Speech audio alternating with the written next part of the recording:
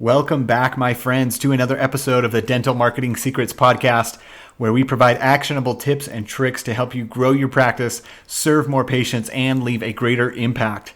My name is Mark Thackeray, and I am amped up to be here with you today. It is such an awesome day, and I'm excited to bring on a very special guest. And I know you're going to be walking away with some very powerful strategies to help grow your practice. Today, we have the one and only Jen Gray, who is taking the time to talk to us about creating an unforgettable patient experience. And Jen is a master at creating marketing programs and amazing customer experiences at various high-growth companies. And today, she shares her insight into the following topics. 1, the importance of an amazing patient experience and the effect it can have on your bottom line.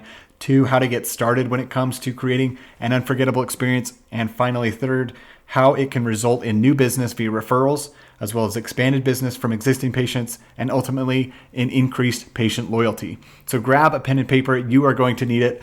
It is such an awesome conversation, and let's dive into it.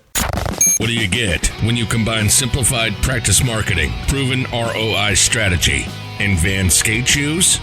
You get Mark Thackeray, of course. So lace up, grab your green smoothie, and get ready, because this is Dental Marketing Secrets. And this is Mark. All right, welcome back to the Dental Marketing Secrets Podcast. I have a very special guest with me. Jen Gray has taken the time to meet with me. We're actually in her office right now, and I'm super excited to talk about this topic. But I'm going to have Jen introduce herself first and share a little bit of background on who she is and why you should listen to her. Excellent. Thank you. I'm really excited to be here today. I am Jen Gray. I have been doing tech marketing for about 9 years now. I've been focused on building marketing programs and customer experiences at high growth companies. I started out at Qualtrics, building out customer success and customer marketing there. Most recently, I was at Adobe, building out marketing for their developer platform, and now I am at Weave. And it's been this interesting experience for me, kind of translating more enterprise customer experience now to small businesses and dental practices, and kind of translating the same importance of customer loyalty to an industry that may not be as familiar. Right. Yeah. And that's really the theme of what we're talking about today, is just customer or patient experience, right? So let's start there. Let's start with what does that mean? How would you define patient experience? Where does it start? Where does it end? Talk to me about that. Yeah, I've noticed that marketing, I think in general, has kind of made this shift to, instead of just kind of one-off campaigns or one-off touch points, to a full experience, because that's really what our consumers are wanting on a day-to-day basis, especially millennials. I think instead of just having like one great email or one great experience, they want their entire like end-to-end experience with a business to be fantastic and personalized, so it makes sense, so it doesn't feel like it's disjointed. Yeah, exactly. And how do you start that? I mean that's a big thing, right? I mean, from the first touch point to the very end, that's a lot to ask. So I guess that's the question, right? I mean, is how do you look at, so if you're just starting out and you hear this, okay, we need to start working on our customer experience, really engineering an awesome patient experience for an office, let's say. So where do you start? I think first, I would make sure that you are looking at it from I call it pre-sale to post-sale. And I guess you could say it from a patient experience, from attracting a new patient through, I guess, their first transaction or their first visit with you, and then through the rest of their relationship with you. So make sure that you're thinking about marketing not just as like a post, like once someone becomes a customer, what campaigns or emails do you send, but really what does it feel like to do business with you, whether they're in the office, at home at their computer, talking about you with their friends or family, kind of thinking about what that experience should feel like end to end. Yeah, exactly. And that's so interesting, because I've heard a lot about, this patient experience and customer experience. And like you said, there's been a big shift towards this, right? I mean, where it's encompassing the first touch point to the end touch point. And it really, there's a guy by the name of Jay Abraham who talks about the strategy of preeminence, and preeminence means that you are the leader in your industry. You'll do anything you can. You're like the patient's biggest advocate, where you're going to do anything and everything to provide the most benefit to them possible, and And I kind of look at patient experience that same way, where you're setting it up from the very get-go to provide such an incredible experience that they're going to want to then talk about you and then come back and then receive anything that they need to receive. In this case, it could be treatment, so that they can ultimately obtain those transformations in their lives that they're looking for. So whether it's health related, whether it's social related, we're all seeking something, right? So being able to do that, setting it up and really looking at that process, breaking it down and engineering that process so that it happens again and again, and patient experience is so critical because, and we talked about this on the pre-call, but just how costly it is to acquire new patients, tell me a little bit about that. I know you have a lot of experience with that. Yeah. And that's the differentiator, I think, really. I think about how many times I drive down the freeway and see billboards for new dentists, and I see my dentist every 6 months. Like that is a lot of time to think about switching providers. Yeah. And, customer experience and marketing is something that I talk about my whole life, but I think we've all sort of just accepted that our experience at doctors and dentists may not be great. And we've all kind of just like, that's how it must be and how it is. But then when you have an experience with one great dentist, it's like, wow, that really sticks out. So it's kind of this interesting, from an acquisition standpoint, it can cost anywhere between 5 and 25 times the cost of acquiring a new customer than it does to sell to an existing one, to keep retaining your current customers. So instead of making all this effort just to acquire new customers, you need to have a great experience to keep your current customers, because even though you're pulling new customers in, are you paying attention to those that are walking out the door? Yeah. Yeah, and that's so, like you said, you just drive down the road, you mentioned the billboards, but you just drive down in the neighborhood and you pass 6 dentists, in a 2-mile radius, it's just crazy how much competition there is. And like you said, those longer intervals where it's 6 months, but between communication sometimes between your dentist or your office and you or the patient, that's just far too long. Like you said, there's so many opportunities for your competitor to sneak in, and they are constantly trying to woo away your patients to their office, and rightfully so. That's business, right? But it is, but the thing is, most people, especially when they're looking to grow or scale their practice, they look at new patient acquisition like that's all they see, and it really is the most expensive way to do it. And like you said, most of the time they are acquiring all those. They might be good at acquiring those patients, but what percentage of those people are actually just walking out the back door?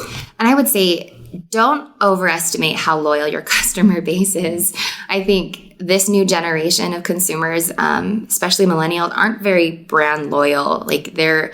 We're constantly bombarded with marketing messages and ads and emails and offers. And so we want the best. We want the very best. And that means that we would leave what we've currently been using or seeing for something new. So don't overestimate, you've got one customer in the door. Don't underestimate what you need to do to keep that customer coming back every 6 months. Yeah. Yeah. And that puts a lot of, onus on an office, on a practice, to be constantly looking at that experience and asking themselves, what can I be doing differently to ensure that they're going to be coming back? To really differentiate yourself from all the other competitors. And like we talked about, there are so many. Here we're here in Utah, and the saturation is through the roof. It's just crazy. So that is killer. So let's talk about too. Certainly acquiring new patients is one way to grow a business, but another one that's less commonly talked about is retaining those people. Having them come back for longer periods. In this case, seeing patients and retaining patients longer than normal. So talk a little bit about that and how patient experience ties into patient retention. Yeah, I think from a retention standpoint, again, don't underestimate how important it is to focus on customer retention, that no matter how many customers you have, you really want the loyal ones, because not only are they business that you can count on year over year, but those will eventually become your evangelists for your brand. Word of mouth is incredibly powerful. And so those people that you give a great experience to will not only earn you repeat business and possibly expanded business, they'll bring their family members, but they'll also, cheer for you on Google reviews. They'll cheer for you when a new neighbor moved in and is looking for a dentist.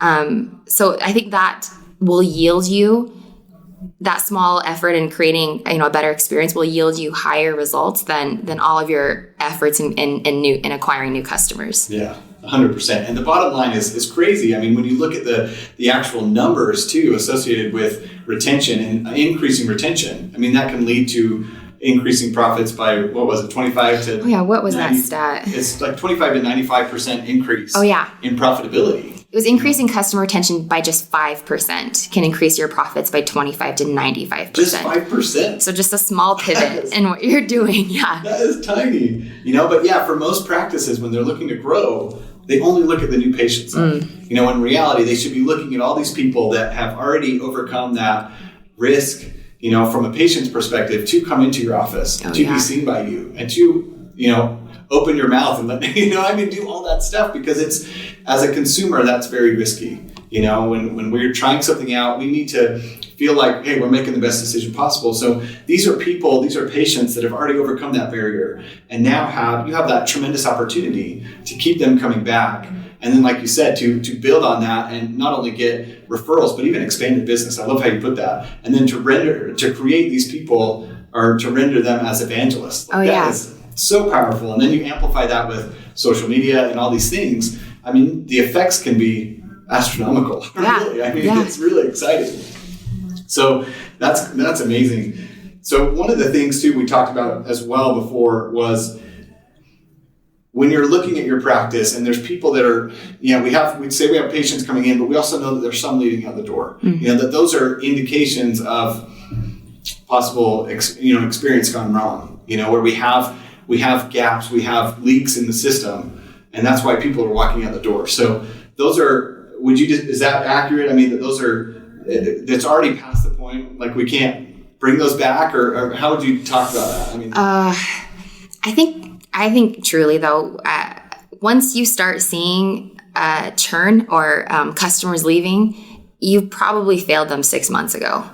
I don't think it's necessarily too late, but I think it's something that you need to start implementing now, that it's not just like, hey, we haven't seen them in a year, let's reach out. Yeah. By that point, it's too late. So I think doing smaller, more proactive things to create a better experience is critical. And honestly, too, I think a lot of practices kind of chalk up patients leaving that it's like, oh, maybe they moved, or maybe their insurance, switched. And I will say, I will drive just in Utah, like 30, 40 minutes for a great experience. Yeah. Like one of my fitness studios that I love so much, I drive 40 minutes to go because it's worth it to me. It's worth it because of my experience, not because of anything like the price or what they offer that's different, but my experience with them is great, and it's worth the drive. Yeah, 100%. So let's talk about some specific examples like that. Is there anything else that comes to mind when you're thinking of a very dynamic, a very rich customer or patient experience?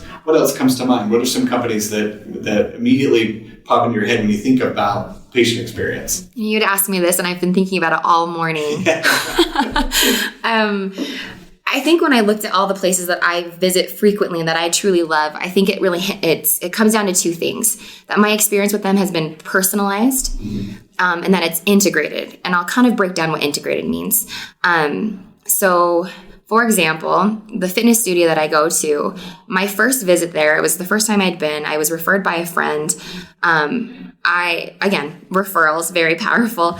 I went in, they greeted me, someone sat me down to go through all the paperwork. They took my photo so that they could have my picture on my profile every time I came in, so that they knew when I came in, they knew what my name was. They knew the last time I visited.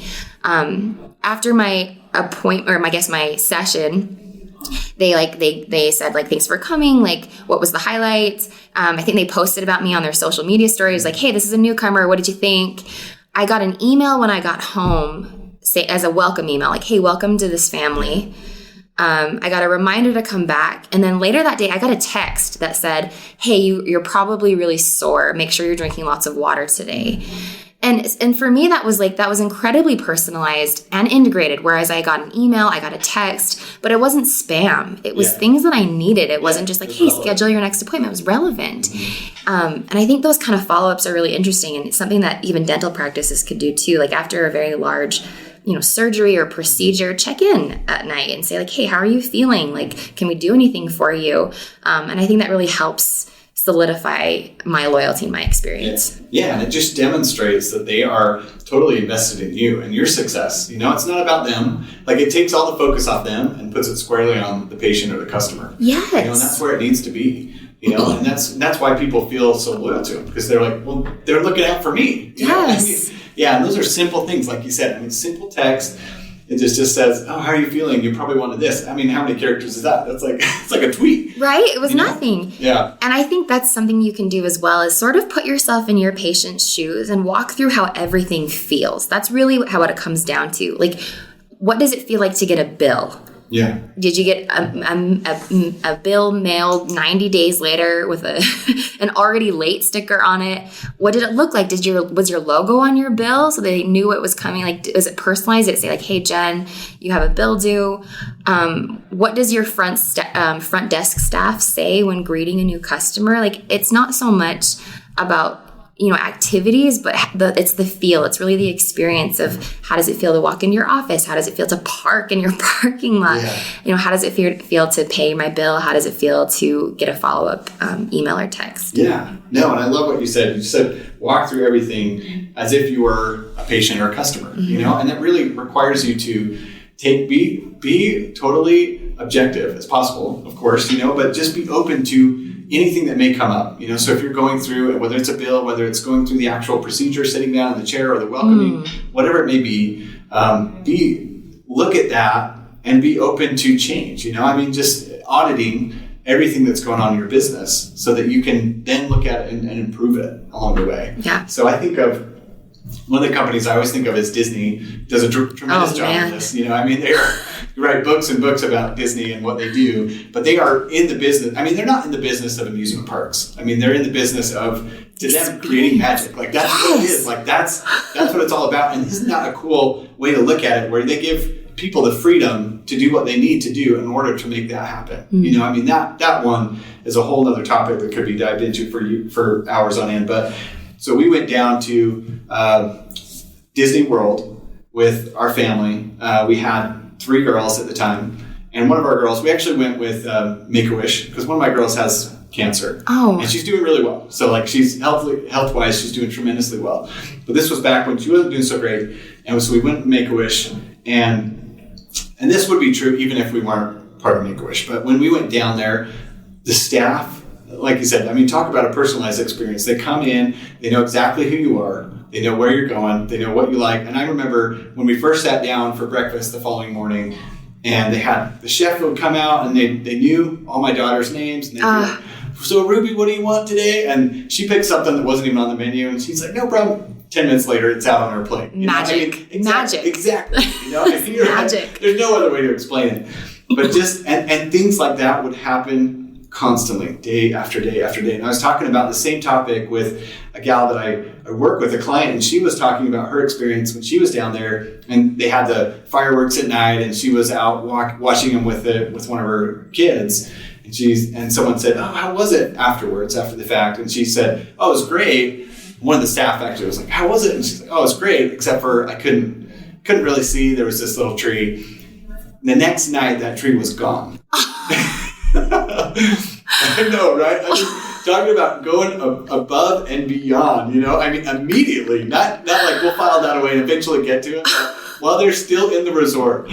And I just could not believe it, but it didn't surprise me at all, because that's what their philosophy is, and that's what they're dedicated to doing. So that's incredible. Disney, we could have a whole podcast. Let's follow up this podcast with a chapter just on Disney. Yes, Disneyfy your business. I think that would be tremendous.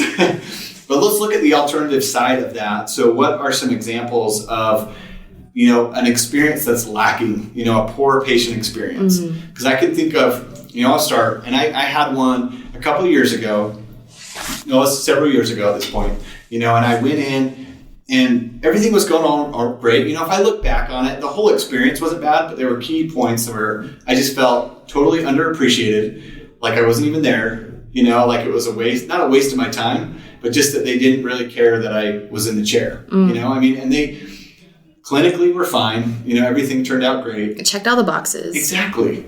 But to me, the whole time I was there, I was thinking, why am I here? You know, I literally passed 6 offices on the way to get here.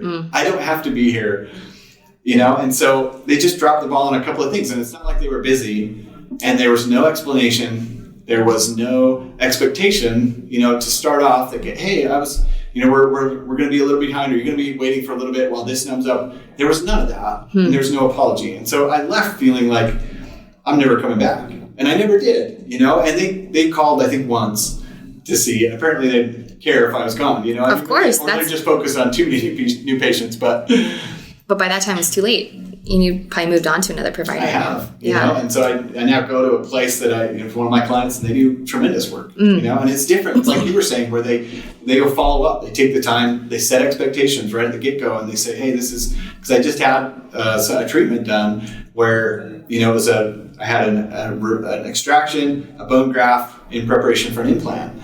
And, you know, so they were telling me all along the way, okay, don't worry, this is how it's going to feel. This is what it's going to look like after a couple of days. We've got these things that you can take, medication, and let's talk about this. And then they follow up afterwards. And that makes it so much easier. You know, even if the process isn't great, I know what it's like going in because they've set that expectation. So talk to me a little bit about that, Jen, too, as far as setting that expectation, setting realistic expectations. How does that play into the patient experience? Oh, that's a good question. I think for me, it doesn't have to be big stuff. I think everything that we've talked about, I'm sure, sounds a little bit intimidating. And like, how in the world do I create a better patient experience, a Disney-like experience? Yeah. I don't think it has to be big stuff. I think you would be surprised at small changes that meet expectations or surpass expectations. Yeah, right. So if you think about like integrated, like, am I sending texts? Am I sending emails? Great. But think about how those are personalized. Like, some of my worst experiences come from those same activities, but done poorly. So I'll get an email where my name is piped in, but it's the wrong name. Yes. You know, it'll be like, hey, Barbara. My name is not Barbara. I'll be like, I don't know. This didn't land at all. And it would have been better if you would have just said hi there. You know, why even try? Or the text messages that are like, hey, you have an appointment next Wednesday. Type Y for yes or N for no. Does not feel personalized. It may be checking a box, but I'm just like, okay. And I think I typed a yes or a no. And then it was like, okay, sorry. And then I was like, well, how do I reschedule now? Like, where do I go now to reschedule? Or is this it? Yeah. So even though you may be checking the boxes, make sure that those things are still landing. And I think it is a little bit hard with patient experience because you are setting expectations from the get-go. So I guess build to scale. That's something that we talk about in tech a lot. Make sure that you can sustain what you're doing. Like, obviously you can't, invite somebody in and have the red carpet rolled out for every single patient. Right. So maybe focus more on kind of the small things that you can do to create a better experience that you know for sure your office can do forever. Yeah, no, for sure. And there's a lot of ways, I think, too, that you can just do, like you said, where you set the expectation and then you surpass it. And it doesn't have to be, you don't have to go 100% above and beyond. Yes. It could be 1% better. I remember I used to have a photography company years ago. Oh, yeah. And I remember I used to do this every single time. Like, when I was getting to know kind of my intake form for clients, I would ask them a series of questions about their event, because I did a lot of weddings and events. And then I'd ask a couple of personal questions, just like, what's your favorite candy? What do you like to do in your spare time? Just things like that I'd file away. And then I would just surprise them after with the photos. I'd do a nice presentation. It'd come in the mail. Two things. So it'd come in the mail, and I'd always include their favorite candy, whatever they said. Oh, that's special. Like, no way. How did you know this? And I'm like, well, I asked you about it, but I'm not going to tell you that. And then the other thing was just say, usually it takes 4 to 6 weeks for me to process all the images and get them back to you. And then I'd get them done in 2 to 3 weeks. It really doesn't take me any longer, than to do them that way than as opposed to the other way. Because it usually takes me a set amount of time regardless, And so that was a super easy way to exceed expectations every time. And then they get them and they're like, oh my gosh, and I'd say something like, you know what, once I started editing your photos, I couldn't stop. And so I got them done a couple weeks earlier just to, make it a point that they know, and kind of reaffirm that, hey, this was the expectation. This is what I'm delivering. Yeah. And they would just rave about it. You know? I mean, and those are simple things. And that's 1%. That's 1%. Yeah, exactly. And you could do the same thing with your practice, you know, where it's hey, this treatment is normally 60 minutes, even though you know it's a 40-minute procedure, just so you're building in that buffer. And then now they're like, hey, you were such a good patient that we got through in 40 minutes. Yeah. You know? And they'll be like, what? Sweet. You know, I am a good patient. Something my daughter's orthodontist does that I really appreciate, I think somewhere on my patient profile, they have that I like appointments after 3 p.m. Yeah. Because I work. Yeah. And I can't get away after that. So it is so refreshing to have them call me to schedule an appointment and say like, oh, you know, and obviously after 3, like on Thursdays, does that work? And it's small. It's so small that they just, you know, every time they pull up my patient profile, like, oh, she likes appointments after 3. Yeah. And it matters to me because then I don't have to go through and say like, well, I work, my daughter's in school, right. Can I have an appointment after 3? Yeah. I know that they remember that and will try to schedule me at that time. Oh, that's critical. You know, it's small. It is. It's in the details. Exactly. You know, and that's a cool thing that I know you guys do as a company is you provide those tools for practices to make it such a more personalized visit, you know, where it's easy for them, or just, I mean, talk to us about the phone features, you know, where they call in and automatically pulls up all those details. Yeah. So as soon as a Weave customer or a Weave office has a customer call in, Weave Pop will come up and it's a patient profile. It'll show their name, their family members. It'll show all this upcoming scheduled appointments. It'll show their birthday. So you can say like also, hey, it's your birthday and you're scheduling your dentist appointment. Happy birthday. Way to celebrate. And it has places too for notes as well. Like this patient, you know, likes to be billed 30 days later. This patient likes their bills texted to them.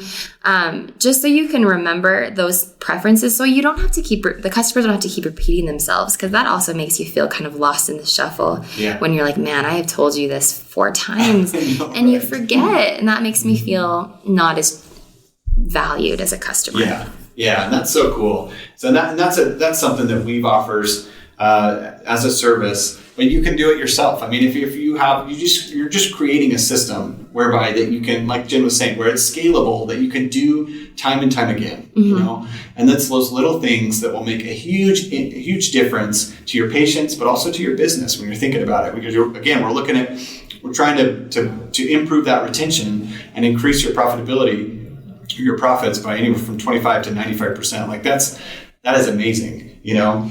So one of the other things that I thought about too was that you could do this in your practice is just going back to the setting expectations. You know, if you know they're coming in for a certain procedure, you could send them an email that has, you know, maybe a video from the doctor that's explaining that procedure and saying something like, hey, this is what you're likely going to experience before, or here's what I would do to prepare. When you come in, it's going to take about this time. Here's what it's going to look like afterwards and moving forward. You know, I mean, that could be a 60-second video. They probably do that all the time in the chair. Yeah. But if you were to just record that, and then now you can deploy that on a regular basis. So easy. We have so many tools out there to do that, you know?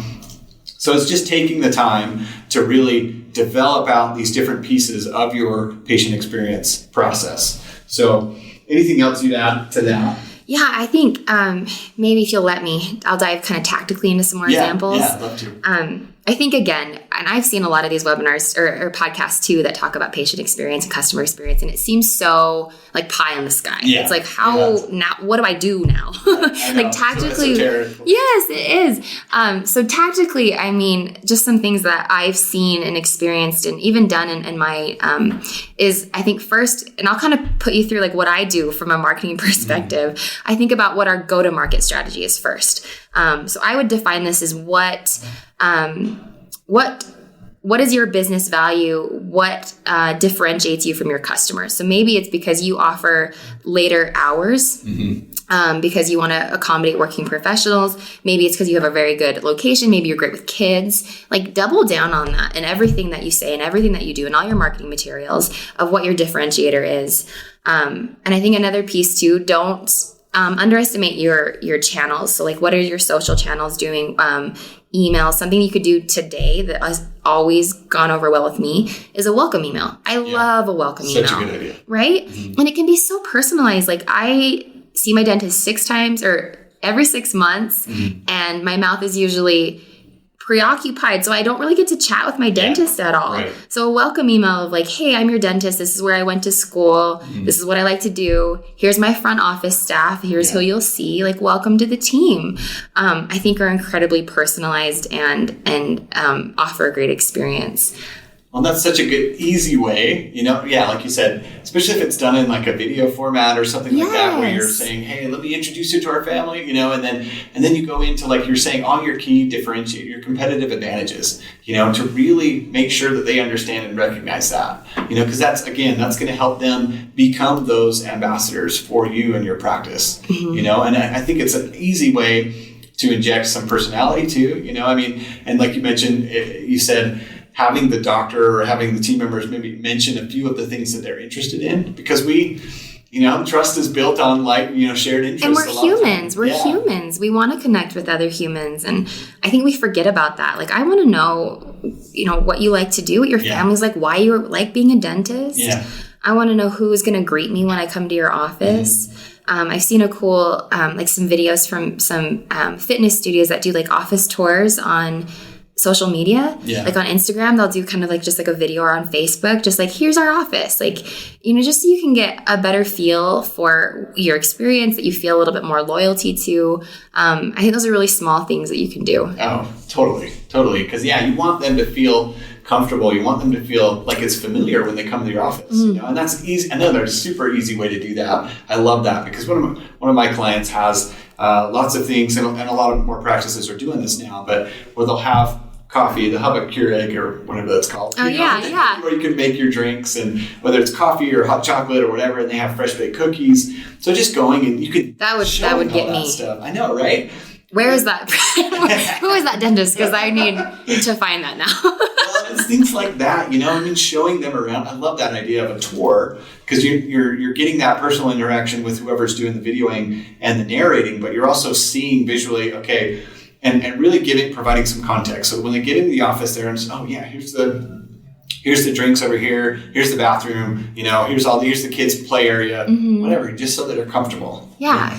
Oh, and I know too, the kids' play area as well is a great idea. Then I know, as a mother, I can take my kids. I don't have to try and find a babysitter. I can take my kids while I'm getting my service done. Yeah, that's so key. That is so key. So one of the things too that we talked about before was consistent communication. We mentioned earlier in the podcast that, hey, 6 months is a terribly long time to be waiting, to communicate. So what would you recommend in terms of, so if I'm an office, how do I, you mentioned too, don't underestimate the power of your social channels. So you be active on there. What types of things would you say? I mean, what types of content are we sending out there via social, email? What would you say? So we call this omni-channel. So I would first take stock and audit what channels you want to use, and make sure that you're constantly driving people to those first. That's key. So like whether it's a little sign on your desk that says like, hey, do we have your current email? Yeah. Hey, have you followed us on Instagram, or have you followed us on Twitter or Facebook? Just pick your channels and make sure you're constantly driving, because those channels would do you no good if no one's there. So first, do that.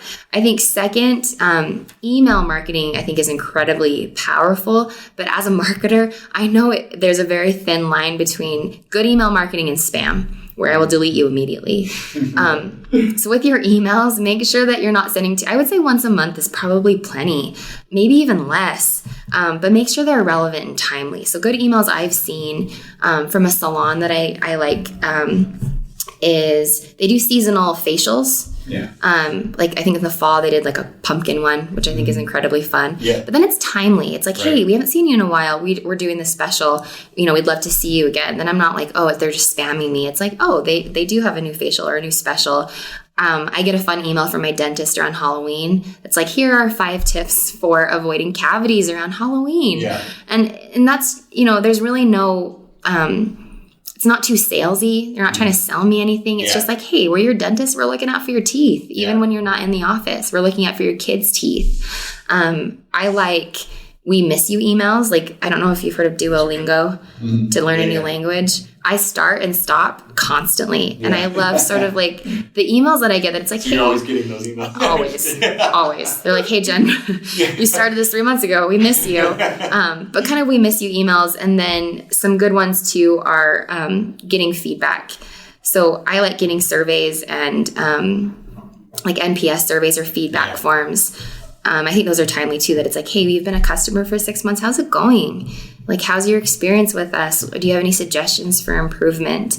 And don't be afraid of that feedback. I think I, as a marketer, kill for customer feedback. So always make sure that you're appreciating the time that your customers take to tell you what they think. Mm-hmm. Don't be scared of it. It's something that they're investing time to do to help you improve your practice. Yeah. Well, I love that, because you have to recognize that they are that passionate about what it is, what happened, and that they're that passionate that they're willing to share. Because a lot of them, if they have a bad experience, and I've done this so many times where I just don't say anything. Like, I just don't go back. Oh, yes. But those people that actually speak up and verbalize what they feel, that is, like you said, is so valuable. It's powerful. Yeah. Oh, it really is. And I think from a social standpoint, something that I love is I like Instagram posts or Facebook posts of office closures around holidays. Yeah. Simple, easy. It's so simple, and it helps me because when I go on Google and look for your office hours, it will be like dependent on holidays, and I'm like, that's what I'm wanting to know. Just tell me the answer. It's the holiday. What are your hours?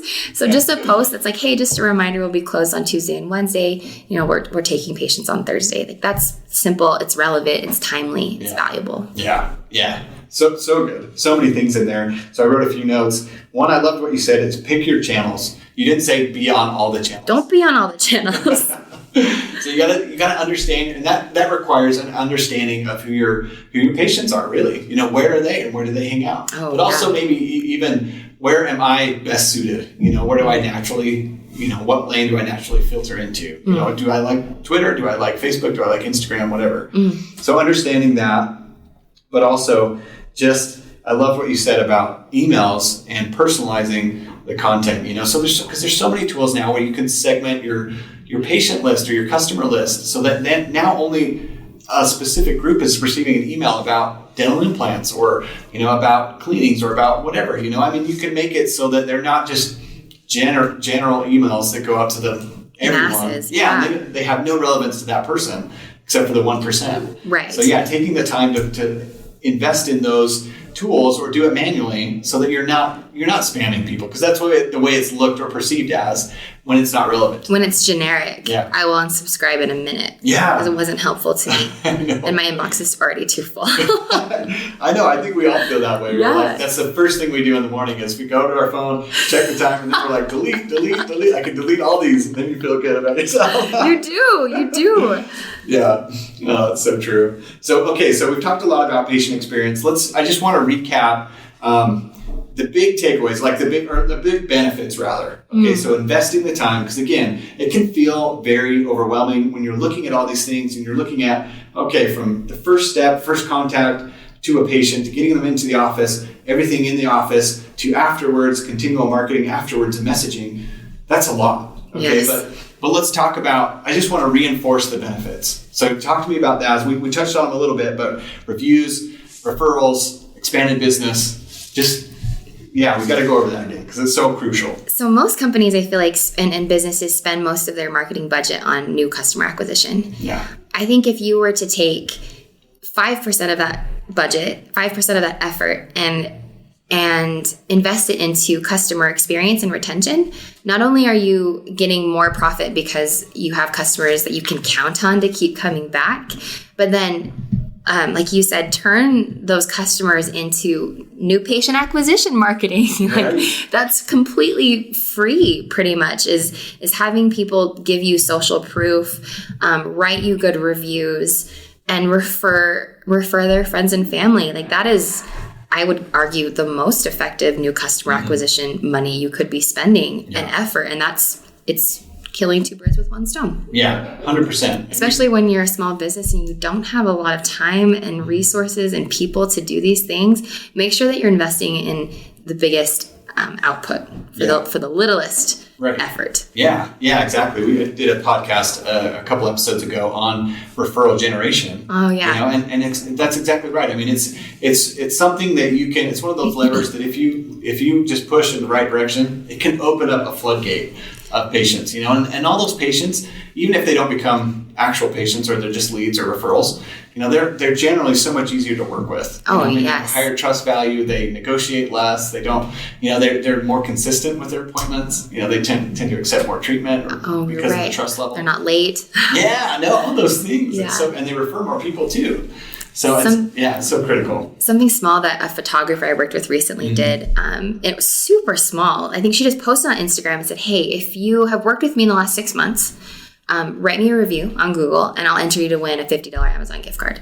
Oh, cool. Like, it was so small. It was one social post. And I was like, yeah, I'll do that. I'll spend the 5 seconds to write you a good review and be entered to win a gift card. Like, I think constantly driving to getting that feedback doesn't have to be a huge effort. Yeah. Yeah. I think that's a great idea to incentivize them to leave a review. And another way I found that's effective as well is just asking, if you phrase it the right way, just say, hey, I need your help. Because we naturally as humans want to help someone. If someone asks us for help, we're generally going to say, yeah, what can I do? As long as it's in our power and it's legal. Right, sure.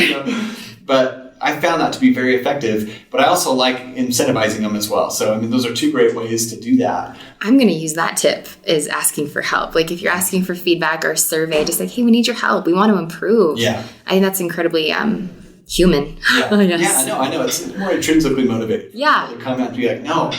And I love what you put there too. You have to preface it by saying, and sincerely, you have to be sincere about this. True. We want to get your feedback because we really are trying to deliver the best experience possible. And then it wouldn't help to follow up and say, hey, thanks for your input. These are some of the steps we're taking to make it a better experience. Close the loop. For other people. Yeah. Yeah. Exactly. That's brilliant. Exactly. And then, and reviews is another way. Like we were talking about, just that social proof is so important nowadays. People go there first and foremost, they check the reviews. It's one of the first things they do when they're looking at whether it's a new restaurant, whether it's a new provider. That's the first place they go. Oh, yeah. I'm sure everyone knows this because it's starting to become very, very big. But man, just to reiterate, I do not go anywhere without looking at the stars. They matter. Yeah, they matter. They totally do, and that's it. And it's just such a good way to get feedback and to evaluate your own personal progress as a practice. And that goes hand in hand with NPS reviews. A little more internally focused is an NPS review, but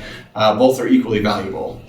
And something I've noticed too is not only getting those reviews, but I really have started paying attention to businesses that respond to reviews. Yeah. So like when I go onto a page and I see that the last review was responded to, even just like a, hey, thanks for leaving the review. It was great to see you. Like, I'm like, wow, this is a very engaged business. This is a business that tries on a daily basis. And so just in general, when you're responding to reviews, just remember it's marketing for you. Yeah. So make sure that you're not being too negative, that you're writing your response as this will be read by people looking to start business with me. Yeah, exactly. And not shying away if there's a negative review, because there's a lot of people that's one of the first things they go to is they see how a company responds when they receive a negative review. Are they defensive? Do they, because then you can see it escalate and you're like, no, as a marketer, you're cringing. Why are you doing that? I know. And it becomes so much worse than it already was. But they want to see, they don't really, and this is the thing that I found too, is they don't expect perfection. What they expect is that if something goes wrong, you're going to do what you can to fix it. Effort. Exactly. Yeah. And that's what I found. So that is a critical point. Okay, any last words, Jen? I know we're coming up on time. Any last thoughts, words that you'd say regarding patient experience or anything that we've talked about? I think in general, just because it's not as intimidating as you think. Mm-hmm. I think everyone, again, really wants a great experience, but are like, man, where do I start? Right. If I could say anything, start with what differentiates you. Like, figure out what makes you special or what makes you different. Mm-hmm. Take a look at your experience end to end. Like, go through it. Yeah. Walk in like you were a customer. Pick your channels. Again, doesn't have to be all of them. And then I would say pick 2 or 3 of the things that we talked about today. Yeah. Like, do a welcome email. Mm-hmm. Do appointment reminders via text. Leave customer notes or patient notes. Like, pick 2 or 3 and start there. Start there, and then you can grow from there. But again, make sure that it's scalable. But start small. Yeah. You'll be surprised at how much of an impact those will make. Yeah, totally agree. 100%. Thanks so much, Jen. Last question is, where can people get a hold of you if they're interested in contacting you, learning more about what you guys do here at Weave? or anything like that, what's the best way to get in touch? Oh yeah, we share tips and tricks all the time. So if you're interested, it's getweave.com. Man, I had to think about it. Getweave.com. I'm on LinkedIn, just Jen Gray. I'm on Twitter too. It's Jen_L_Gray. Yeah. Cool. Yeah, I'll put that up in the show notes too, so they can check those out. But honestly, thanks so much. Yeah. This was such a great conversation. There's so many things in here. If you could just take one of them and really go deep with it, it would mean the world to your practice. I mean, you'd be so much farther ahead than if you were to do all the things that you've been trying to do in the past. So, True. Yeah, we'll have to do a follow-up conversation to this later on. But thanks for the time, and we'll talk to you soon. Thank you. Did you enjoy this episode of the Dental Marketing Secrets Podcast? Head on over to iTunes to subscribe, rate, and leave a review. And for more proven marketing strategies to grow your practice, visit practicerocket.net.